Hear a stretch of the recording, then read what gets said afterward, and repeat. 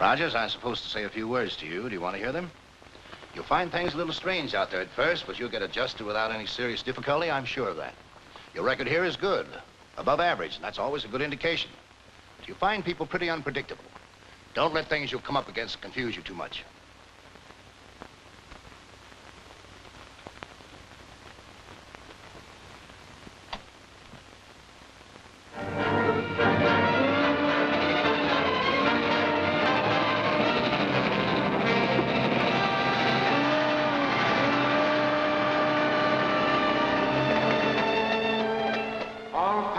For the limited, report to gate number 5. Hello, Jim. This is your long-lost brother. Hank, where are you? Why didn't you wire me? Take it easy, Jim. Aren't you used to surprises by now? Well, I should be. Gosh, kid, it's great to have you back. It's good to be back. I'd forgotten what it was like over here.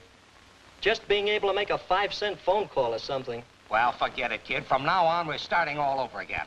Look, how'd you like to work with me? I'm onto something that's right up your alley. Swell. Something really hot, huh? It's so hot, it's on ice. Hey, cut the double talk, reporter. My reflexes aren't back to normal. Make it simple. I'll tell you all about it when I see you. Look, do you remember Pete's place on 8th? Well, meet me there in 15 minutes. I have to pick something up. Okay, Pete's place. Even that sounds good. Like old home week. And we'll make it just that. Old home week. So long, kid. Goodbye, Jim.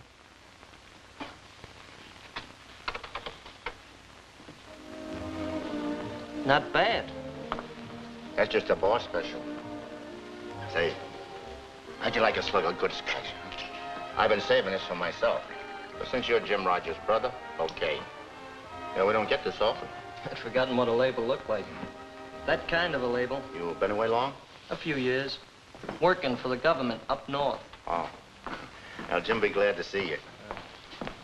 2 nickels, please. Yes, sir. I'm not gonna play that same number again.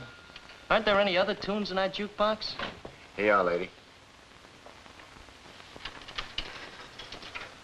Did my brother phone tonight?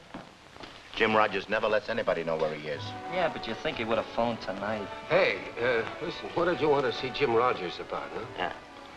This guy is Jim Rogers' brother, Eddie. Oh, are you Jim Rogers' brother? Hey, look, fella, what's your other name? Hank. Hank, huh? Say, listen, Hank, Jim has got to get this, see? He's got to get it just as soon as he comes in. Right away, you understand? Well, wait a minute. How do I know that you're Jim Rogers' brother? You don't look much like him. Does he, Joe? There's a family resemblance. I'll see that no one gets it but Jim, Eddie. Honest. Yeah, Jim used to always give me $5.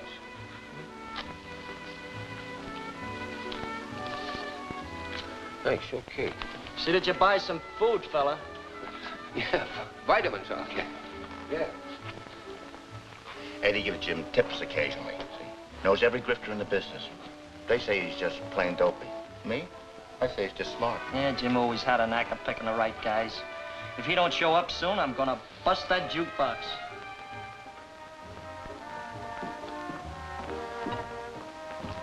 Now, that's life, ain't it? Some guys have 1,000,000 dames looking for them. Me? I'm just looking for a dame. Tell Jim I went to the apartment. You wouldn't be following the lady, would you? I don't follow anybody. I'm no cop. I'm no cop neither. But I'd sure beat the pavement following that.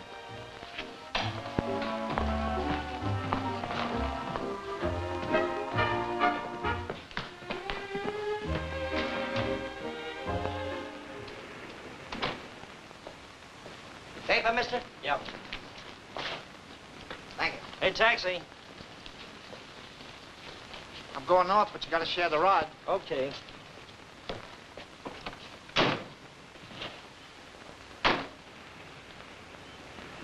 Where to? 1518 Chris. One at a time, one at a time. 1518 Griswold Street. Okay. The world keeps getting smaller, doesn't it?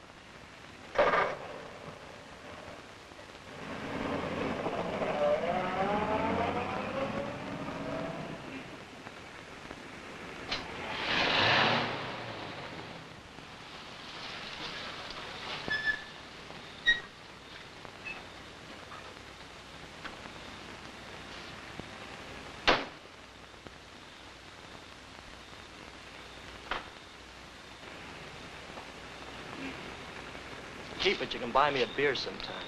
Thank you. I'm sorry I never learned to whistle.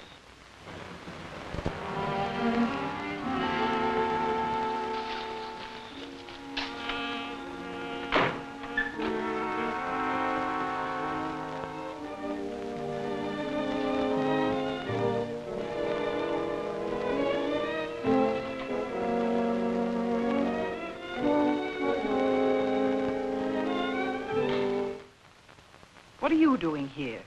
I might ask you the same question. You've got a nerve breaking into a strange apartment. Yeah, haven't we? You must be in the wrong apartment. This is Jim Rogers. He's a very old friend of mine. He's my brother. Now, may I sit down? My feet hurt. Oh, I'm sorry. I'm Audrey Brandon. You see, I've known Jim for years, and he never mentioned having a brother. He won't have one if he doesn't show up soon. Oh, well, you see, Jim's on a very important story. Oh, is he really? I don't suppose he told you how really important. It'll mean a big scoop for him. Have you been away a long time? Long enough. Say, did Jim tell you where he keeps the scotch? Yes. He trusts me with his private key. I'll get you a drink. I'm glad I came to visit.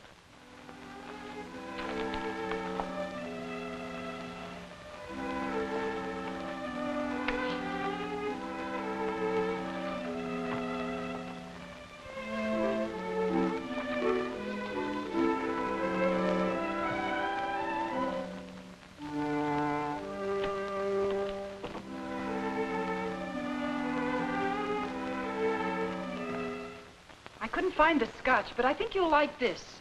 Jim and I dreamed it up in a mad moment. 1 jigger of rum, 1 gin, 1 brandy. What, no strawberry jam? Just a touch of peanut butter. To Jim's quick return. Tell me about your other wild moments with Jim. Well, Jim's very attractive, kind, We noticed those traits about him when he was 11 years old. and I like him. But there are no stars in my eyes. Jim's? When Jim looks at anything too long, he only sees a story in it. Gets a little dull hanging on the arm of a typewriter. I don't write. Wrong approach. You're talking too fast. Take it easy. Build yourself up. Maybe she'd like to know what you used to do. In 1936, I organized the jungle safari. We called it Safari Incorporated. We went in search of a buried treasure Mr. Rogers, you might as well know from the start, my interest is confined to those people who've already found treasure. Good, hard, substantial treasure that I can see and feel for myself. Meaning? The meaning's obvious, but there's an even better way of putting it. It isn't in the number of thoughts we have, but in the things we finally make of those thoughts. Unquote. And now that that's perfectly clear, Perfectly. I have to be going. Tell Jim I'll wait again some other night. Glad you waited tonight. I'm glad you're glad. Please, lady, don't look at me that way. It reminds me of the jungle beast you didn't let me tell you about.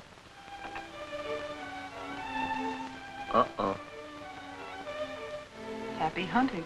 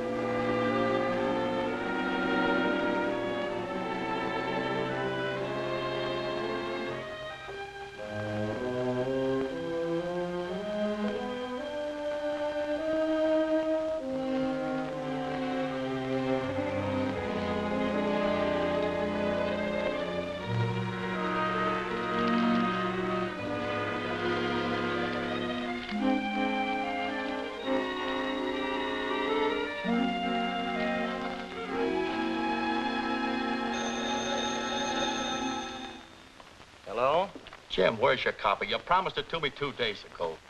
Wait a minute. This is Hank Rogers, Jim's brother. Oh, I didn't know you had one. This is Ed Harris of the Daily Times. Is Jim around? No, he isn't. Well, he's got me in a spot. I gotta have his stuff today. Any idea where he is? Your guess is as good as mine, Mr. Harris. He didn't come home last night. Oh, he's a great feature writer, but he goes off on tangents. The last time he got lost, we found him in a West Virginia coal mine waiting for a cave-in. Look, Mr. Harris, I just came into town. I'm anxious to find Jim, too. Well, you might try the Walden place out on Euclid Avenue, and if you find him, tell him to please hurry his stuff in here. He's 2 days late.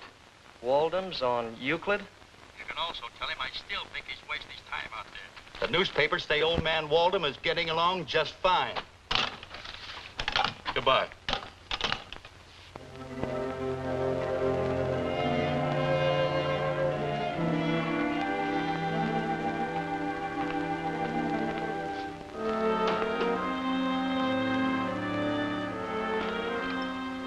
Hello, I'm looking for Jim Rogers. I was told I might find him here. Why, I know there must be some mistake. There's no Mr. Rogers here. He's a reporter. His editor seems to think he might be with Mr. Walden. I'm sorry, Mr. Rogers hasn't been here. No one is being admitted to see Mr. Walden. That's the doctor's order. Oh, thank you.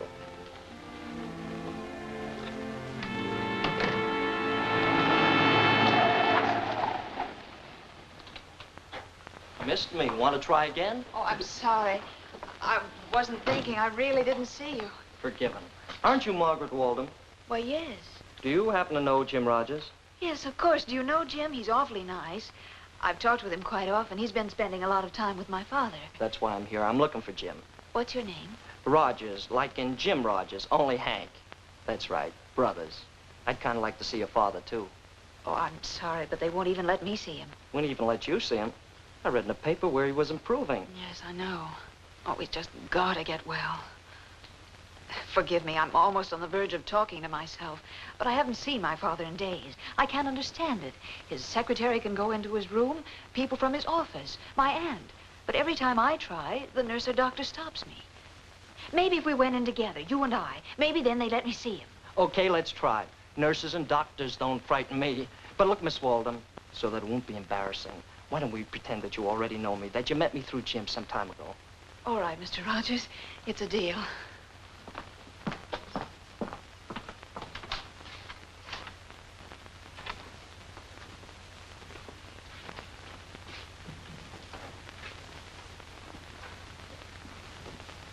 Margaret. Aunt Agatha. Margaret, you've been told the strangers are not welcome in the house now. But he wants to talk to Father on important business. Mr. Madison, vice president of the corporation, is taking care of all my brother's business affairs during his illness. You can ask for him at the city offices. But why can't he talk to Father? The paper says he's better. Will you please take a request, Mr. Madison? But I really wanted to see Jim Rogers. Mr. Rogers hasn't been here for a week. But Jim was here 2 days ago. He talked with the doctor and Mr. Madison. Margaret, you're imagining things again. There's been no one in the house but our friends and relatives since your father's illness. That's not true.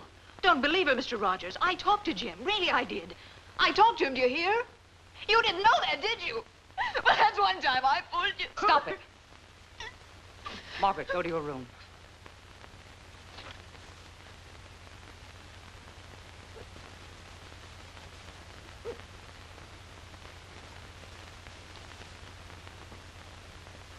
She's been dreadfully upset about her father. Imagines things. We're worried about her nerves. After all, she isn't too strong, and you never know under strain when the mind might really snap. Oh, I see. Margaret, why is it you're never on time? You know I needed the car. I'm sorry, Audrey. I mean, Miss Brandon. You've been crying again. I didn't mean to. Hello, Miss Brandon. Why, hello. Go to your room, dear.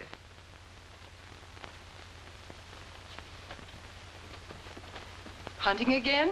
There's no big game in this vicinity. I'm not so sure. You're here. I'm not big game quarry. I'm just a working girl, Mr. Walden's secretary. His secretary? I was a little surprised to find you here. I might say it's quite a surprise finding you here. Well, I was looking for Jim. He didn't show up last night, and his paper said he might be at the Walden place. Jim's in Emporia. Say that again? Yes, in Emporia, working on a story. He phoned me early this morning. Oh, that's fine, fine. Okay, I give up. It's a woman's world. I'm driving into town now. May I give you a lift? Yeah. Oh, yes, thanks. Oh, no, she's too young for you. But you're not. Excuse me. I'll be back in a minute. Oh, good morning, Audrey. Good morning. I'm leaving now, Mr. Madison. That's Roger's brother. I assumed as much. Paul, you haven't said good morning to Audrey. Good morning, Audrey. Good morning, Paul. Don't forget, you have a luncheon appointment at 1. I'll see you later. Very well. Give me the gun, Paul. The gun. I haven't got the gun.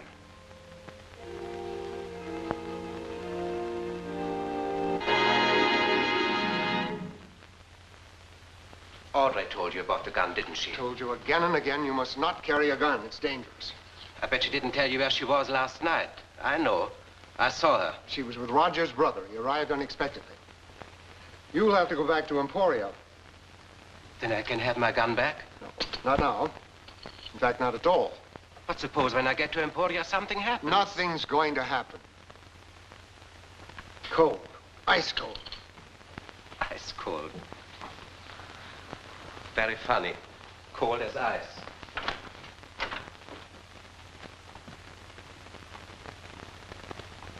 Mr. Madison. Quick.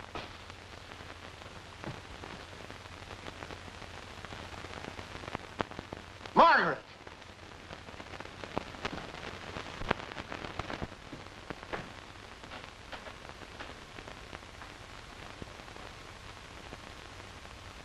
What are you doing, Margaret?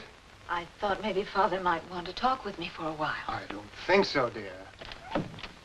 Oh, Dr. Jackson, will you explain to Miss Walden once more why she can't see her father? Your father doesn't want you to see him while he's ill. You know, he likes to be at his best around you. Stop treating me like a child. He's better and I'm going in there. Miss Walden, those are your father's wishes. And you wouldn't want to disobey him?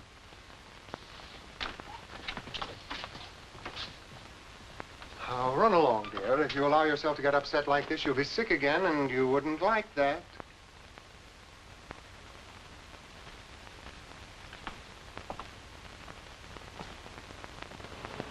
You know, you remind me of a gal I used to know. Came from West Philly. Wrong side. Gorgeous redhead. White skin, the bluest eyes. Loved expensive things like you do, Audrey. Loved them like nothing human. Then I came along.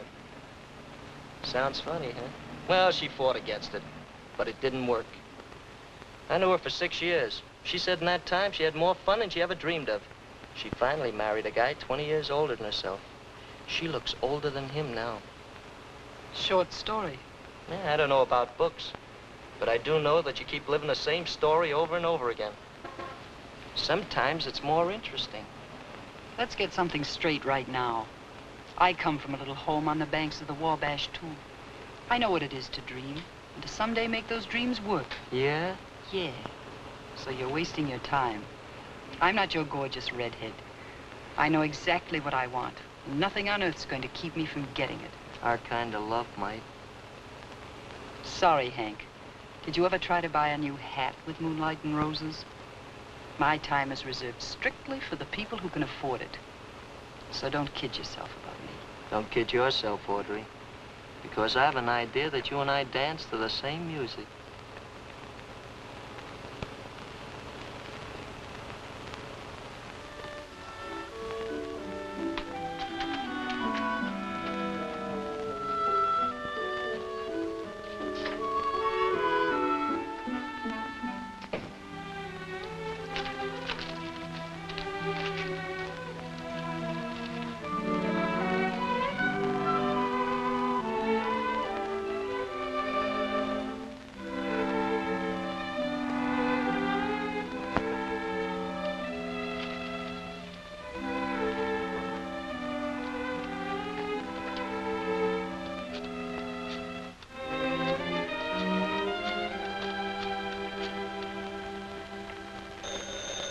Oh, hold the wire just a moment, will you please? Hello? Oh, yes, Hank. Received 1 wire, Emporia, signed Jim Rogers. You see, Jim doesn't forget. You know I don't like to eat dinner alone. How about pinch hitting for a missing brother? But you forget, don't you? When I say no, Hank, it doesn't mean 3 other things. Okay, that leaves one lonely guy crying in his beer at Pete's place. Goodbye, Hank. Goodbye. Hello? Sorry to keep you waiting. I want to order another 400 pounds of ice to be delivered to the Waldom home on Euclid Avenue. Waldem's again, ma'am? Oh, we just delivered that amount last night. This is a new order, please. And as usual, don't deliver the ice until after 9 p.m. Yes, ma'am.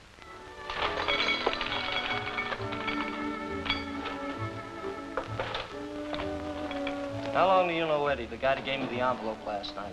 He's been hanging around here for years. I paid him $5 for that envelope, and it was full of blank papers. Huh?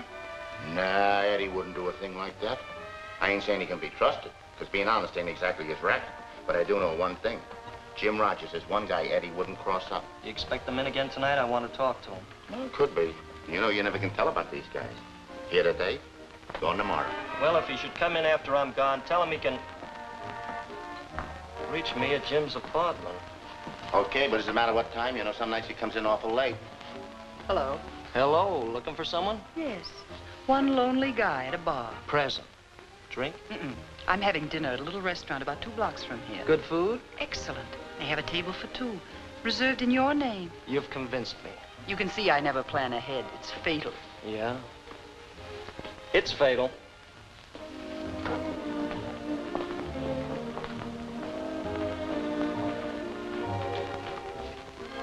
Yes, that dame's blossom. All kinds. Especially the kind I ain't got.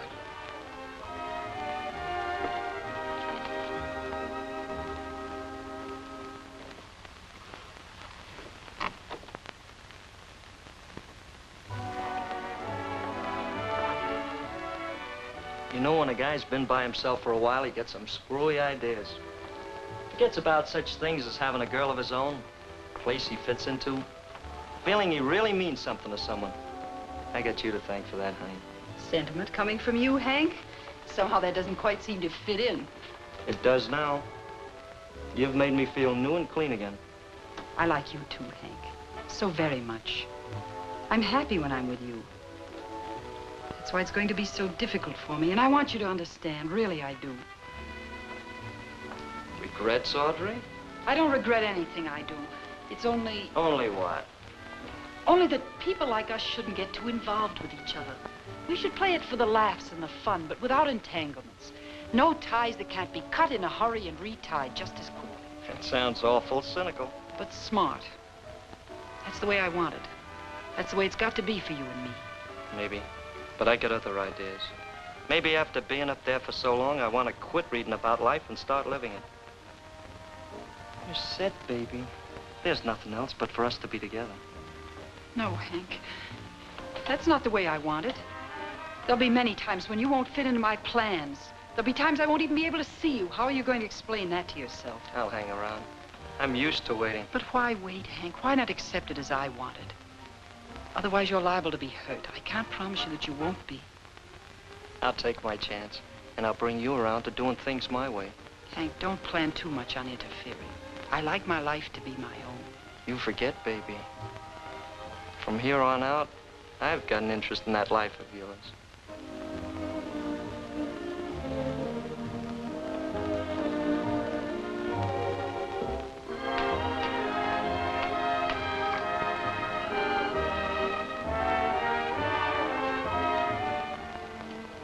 Hey, Rogers, it's me, Eddie.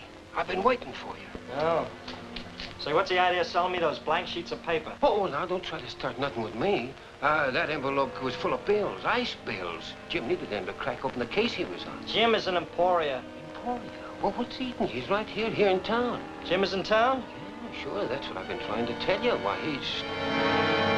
Ah!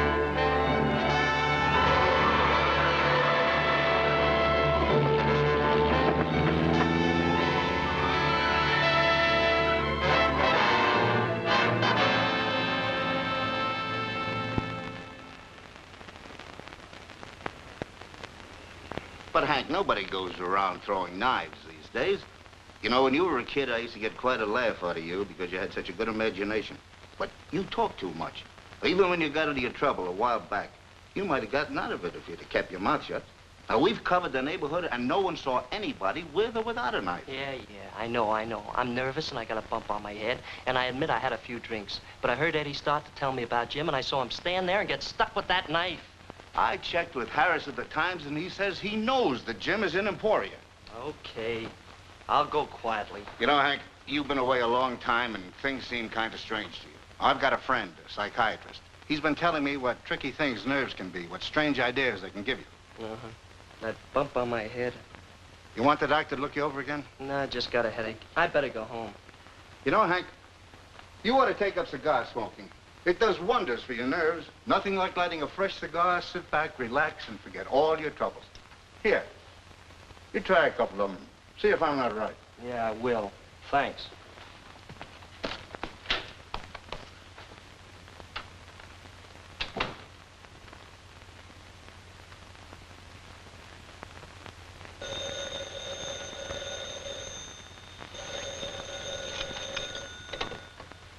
Hello? What is it? Wait a minute. Start over. Look, when Eddie started telling me about Jim, somebody threw a knife at him. The police, they finally came, but they wouldn't believe me either. I got a bump on the head and... Darling, whatever you're talking about doesn't make sense. I suggest you take an aspirin and go to bed. It's awfully late. I'll talk to you in the morning. All right, Audrey, I'll talk to you in the morning.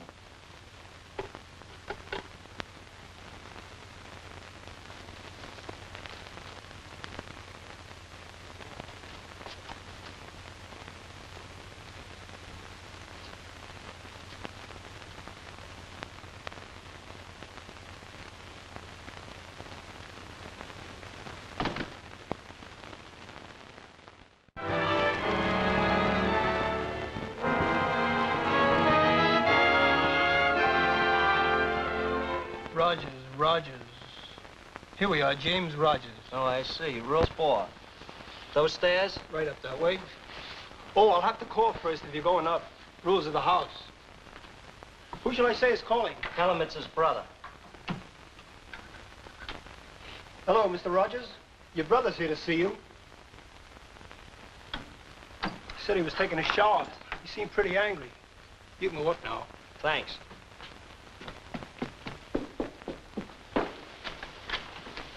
Jim? Jim?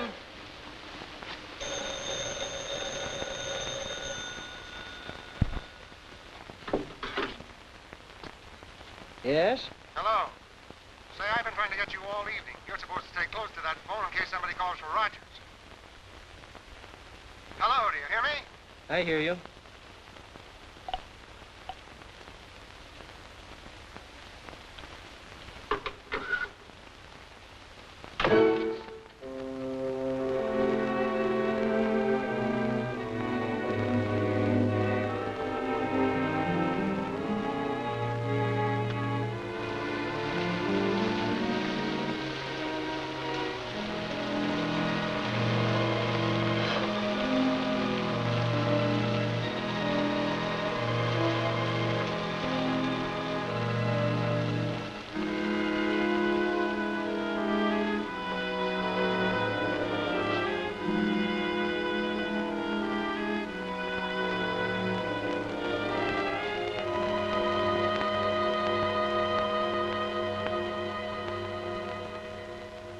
Never been there, huh?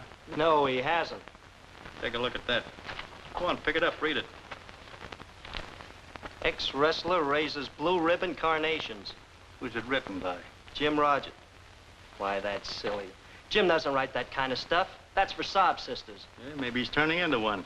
Here's the envelope in which he mailed the story. Look at the postmark. Emporia, mailed last night. Return address, State Hotel. You satisfied? But it all checks, Hank. A newspaper like the Times wouldn't have any reason to lie about it. I'm not saying they're lying. I'm only telling you he was never in that hotel. What do you want me to do? I want you to find him. Oh, be sensible, Hank. Can't very well search for a guy who hasn't disappeared. You really think I'm crazy, don't you? Well, I don't blame you. First, an empty envelope that wasn't empty. Then a knife and a guy who was never stabbed. And now somebody in a hotel room who wasn't there. Yeah, sure. I'm crazy.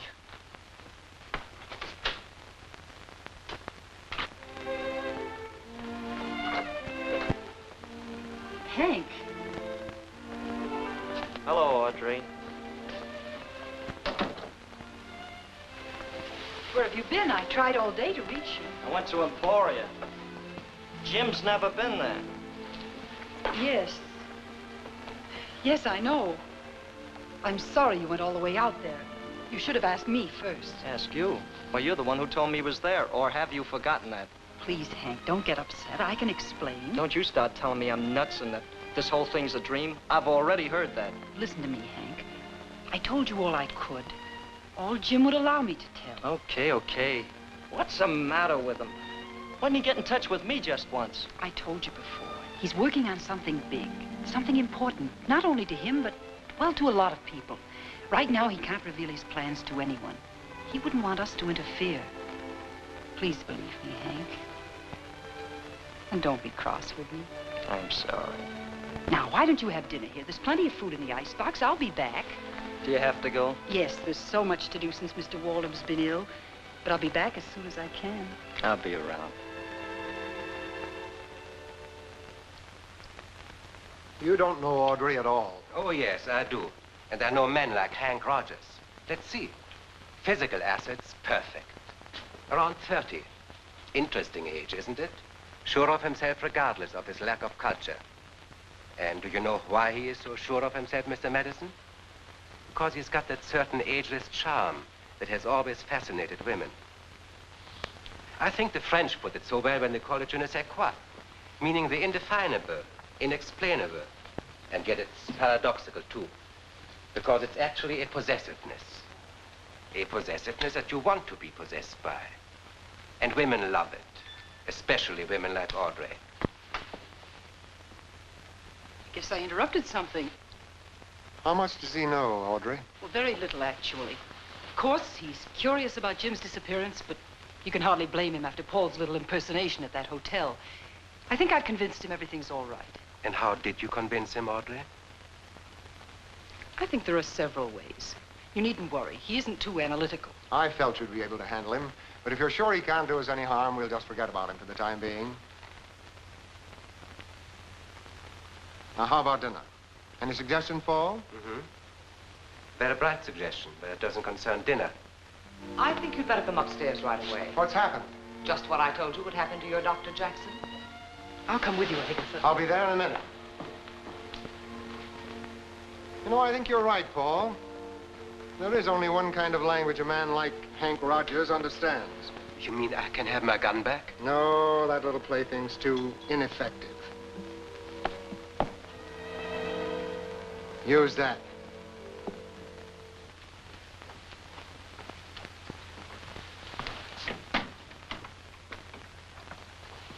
There, you see, just as I've said. Dr. Jackson. Dr. Jackson. Drunken fool. Give me a hand, Agatha. What's wrong?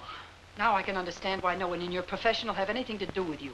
Anyone with a grain of sense would have known that from the very beginning. We knew that, Agatha, but he's necessary to us. I am perfectly all right. Perfectly. And I suppose you're necessary, too. Well, the little woman asserts herself. Careful, Agatha. Anger makes lines on the face. Here's your coat, Doctor. Oh, yes. Pardon me. Coming into my brother's house and running things.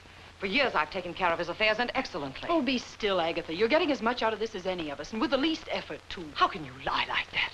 Why, if it weren't for me, you'd all... We'd all what? Here, what's the trouble? Agatha seems to think we shouldn't have hired Dr. Jackson. I didn't say that. Please. Dr. Jackson, Yes, Mr. Madison? you'll have to straighten up. This'll all be over soon. Well, you've got to keep her out of here. I can't stand it. Every time I turn around, she's watching me, and there's no telling what she might do.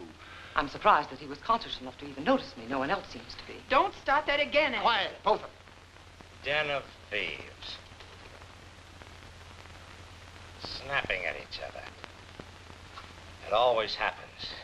Just before the end, the snakes devour each other. It'll be all over in just a little while. Won't it, Mr. Madison? Yes, Mr. Rogers, it will be over in a little while. Tomorrow, when the stockholders' votes are counted, Richard Waldham will have been re-elected president of Amalgamated. At the same time, I'll be re-elected vice president, and we will have succeeded just as I told you. Uh-huh. And by tomorrow, I'll have me a story that'll be so hot, it'll jump off the front page. Yeah. I wonder what kind of type we'll use. We'll want something to go with your interesting personality, Mr. Madison. Let's see. Old English? No, that's too delicate for you. I have it. We'll print it in longhand. Your hand, Mr. Madison. You write it. Make it an obituary. You're a very amusing man, Mr. Rogers, but no one will ever read your story. Oh, you have plans for me? Murder's not our business. But I'll talk. You know I will. I'll talk and talk, and it'll be the loudest thing you've ever heard. And when we finish with you, no one will ever believe a word you say. That is, if you're able to say it.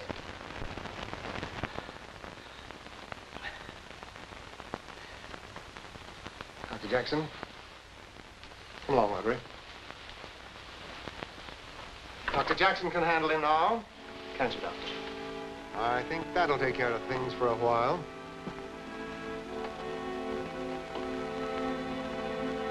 What are you going to do with him after tomorrow? Simply let him go. The police will find him sometime, perhaps even in the gutter. He'll be full of Dr. Jackson's medicine. They won't believe a word he says. He will be all right, won't he? I mean, there won't be any serious after effects. It seems to me you're showing undue concern about the welfare of our guest, my dear. I'll get my rep.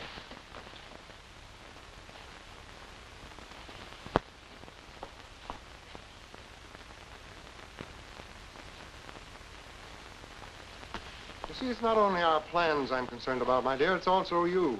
I don't intend to allow anybody or anything to interrupt our friendship.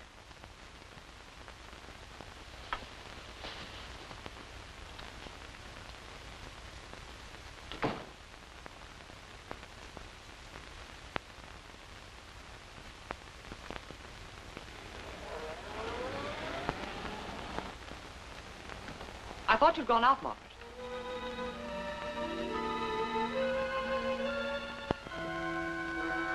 I didn't go out. I heard voices, loud, quarreling voices. What's going on up in Father's sitting room? I want to know. Nothing. There's no one there. I'll see for myself. I'm going up No, there. you can't do that. You can't do that, Margaret. Margaret, come back. Where are you going? I'm going for Hank Rogers. He'll help me. No, Margaret, don't do that. Come back. Come back, Margaret.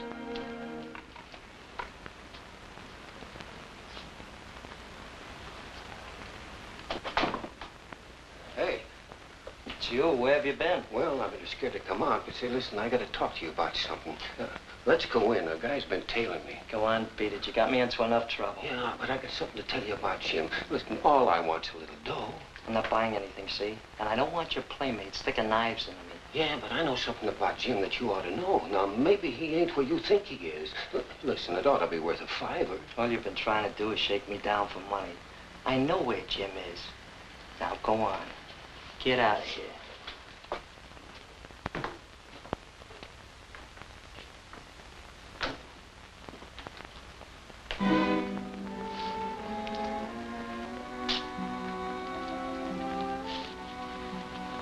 Get over to that car.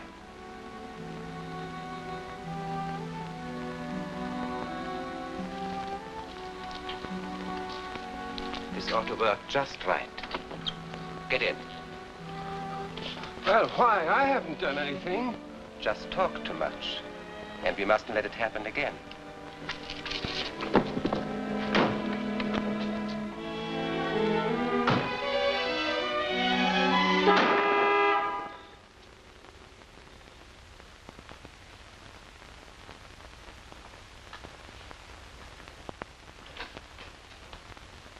Oh, Mr. Rogers, thank heavens that you are so frightened when I heard someone in the hall. Suppose you have an explanation for being here?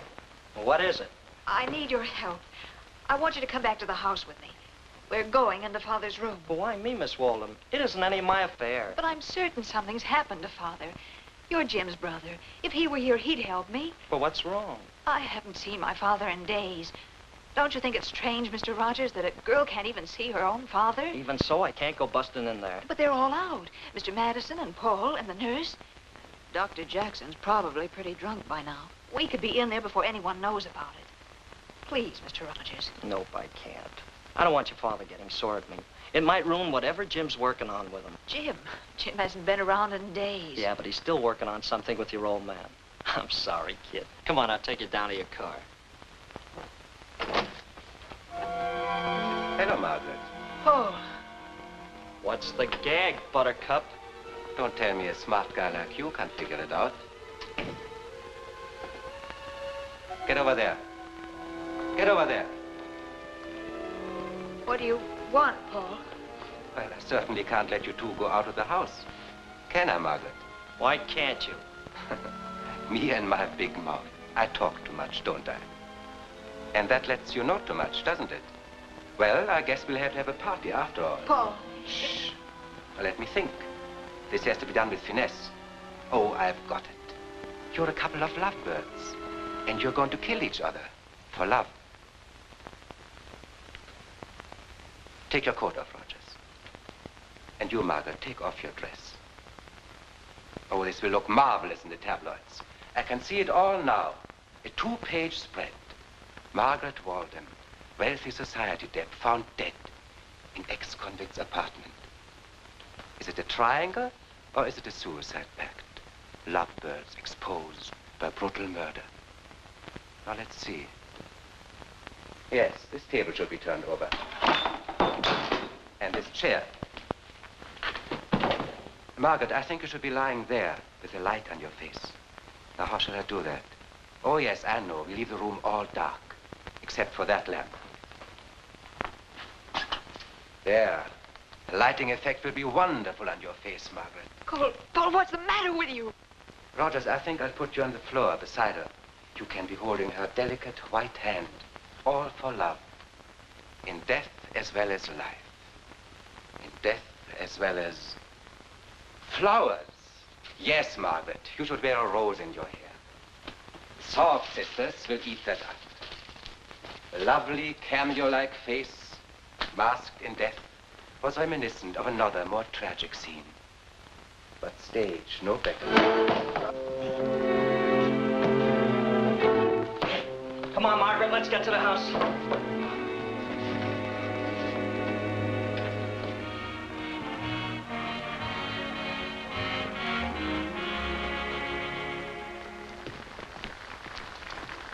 Pardon me. A telephone call for you, Mr. Madison. Thank you. Excuse me. Hello? Yes? Yes, Agatha? I've been trying to reach you all over town. Margaret's gone. Gone? Gone where? I couldn't stop her. She went to find Hank Rogers. Oh, I see. We'll go right over. What's the matter? We've got to get to Roger's apartment. Why? Margaret's gone to him for help. We'll have to get there before she upsets everything.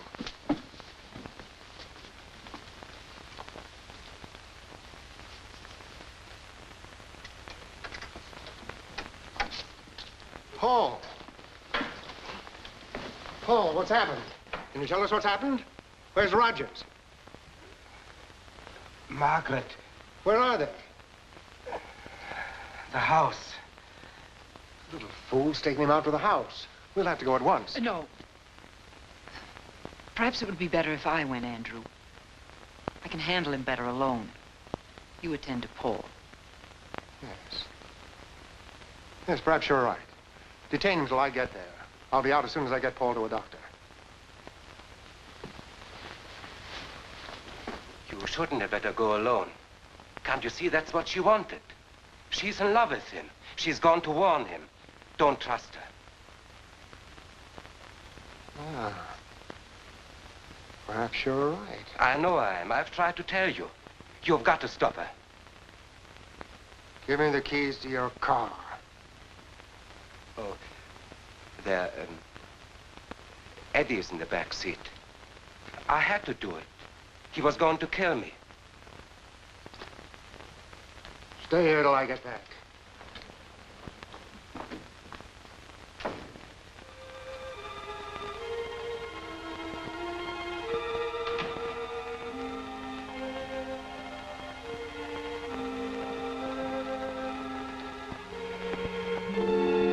doing here? Aunt Agatha. We're going into the old man's room. What's the meaning of this, Margaret? Yes, Aunt Agatha, we're going in to see Father. Nothing's going to stop us this time. I am. If you move that light over here again, you'll change your mind. Go on, kid, and ask him where I'll find Jim. No, Margaret, don't go up there. She's got a right to see her own father. What's going on around here? Why all the secrecy? Why can't you go up to see her own father? Come on now, speak up. Why?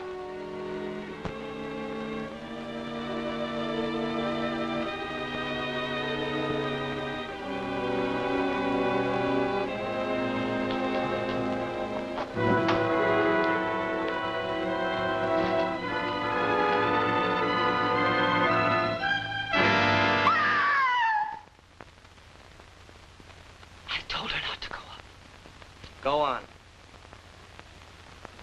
Go on.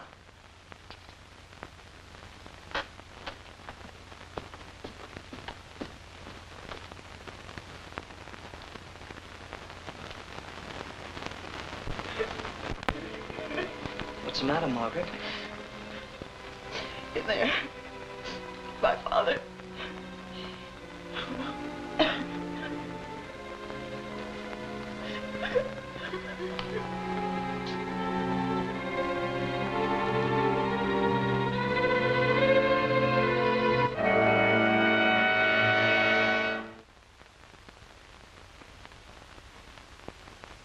We didn't kill him, Margaret. You must believe that.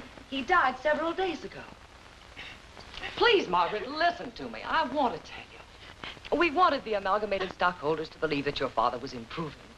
Tomorrow they would have re-elected him president of the corporation. I don't want to hear it. I don't want to hear it. It all seemed so simple. No one was to know that your father had died before the election. It was going to be announced tomorrow that he had died after he'd been re-elected. Then, you see, Madison, who was vice president, would become president. It was the only way he could get control of the corporation. The stockholders would never have elected him president. He wanted to put through a deal, one involving millions. But Richard wouldn't stand for it as long as he was alive. I know it would have worked perfectly if that reporter hadn't discovered that Richard had died. Jim. Where have you got Jim?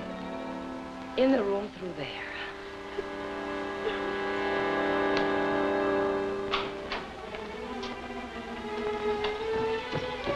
Jim.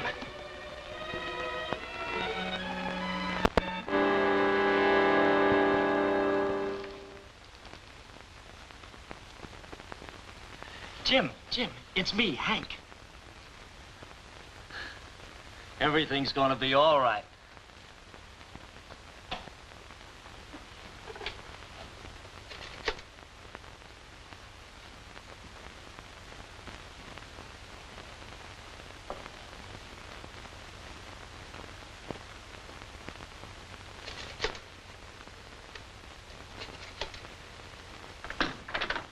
Hank, don't.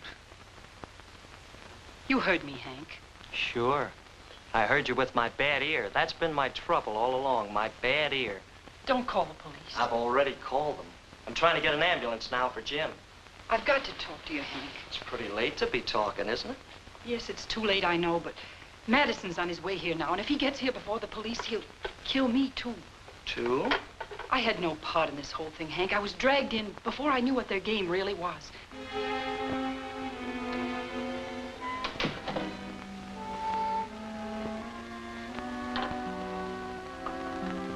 Tonight I told Madison I wanted to get out, and he threatened me.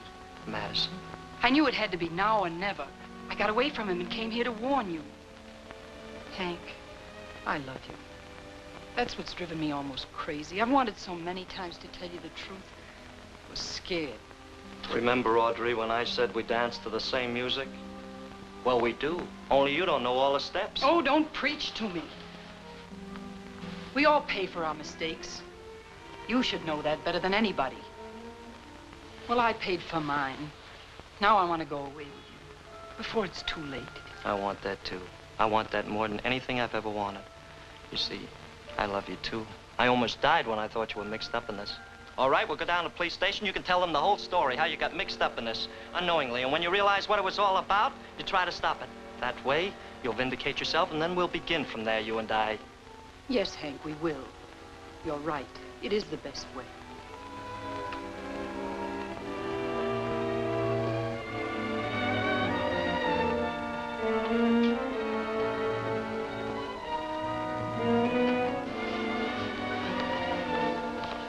I'm in this pretty deep, Hank. There'll be a lot of explaining to do. Yes, I know. That's a chance we'll have to take. We've got to hurry. Madison will be...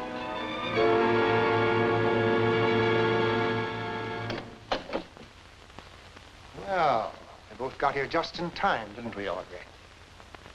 Rogers, you put me in a very delicate position.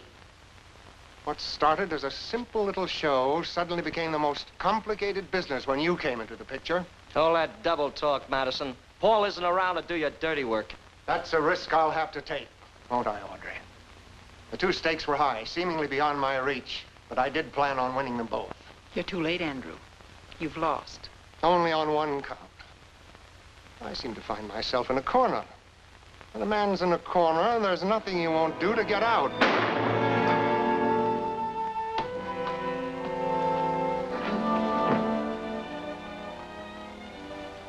I didn't want to do that, Hank. I had to. I had to. Yes, I know. You're right, Audrey. Sometimes we have to do a lot of things we don't really want to do. Stop her, Hank. Sometimes it's necessary. Listen to me, Margaret. Necessary to rid the world of people like you. Don't be a fool. She's going down to the police with me. It's better that way. She's not entirely at fault. Believe me, Margaret. Don't you be a fool, Hank. She'll trick you. She doesn't intend going to the police.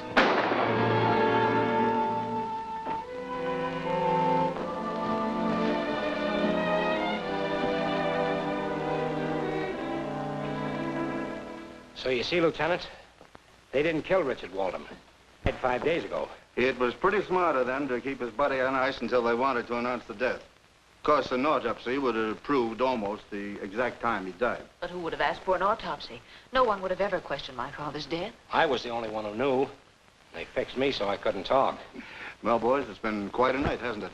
We've rounded up Paul and the doctor. We're placing your aunt under mental observation. I'm sorry all this had to happen to you. Have you any plans what you're going to do now? No, not yet. Suppose you go to a nice hotel for a few days until things are straightened out. We'll help you. That's a good idea, Margaret. We'll be around if you need us. You come along, Mr. Waldom. We'll take you down. Oh, and thanks for the break on the story, Lieutenant. My editor is a very happy man. Aren't you coming along? No, I've got to get down to the office. I'll see you later. Yeah. I'll meet you at Pete's place in 15 minutes.